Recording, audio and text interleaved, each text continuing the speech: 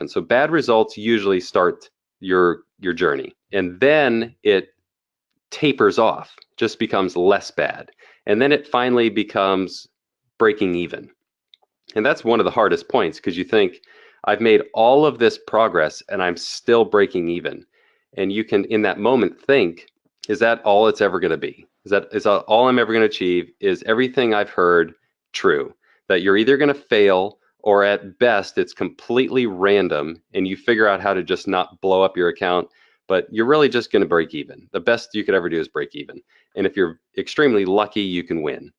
And you think, has everybody I've heard about that wins? Are they just lucky? Are they lying to me? What's really going on? But little by little, you don't quit and you keep persisting. And finally, you start to see an uptick. And then you grow from there and then it moves on. But it can be a very slow journey through that, or it can be relatively quick, depending on personality, the training you get hooked up with. If you happen to pick a strategy and type of trading that fits you early on, or if you have to find that later.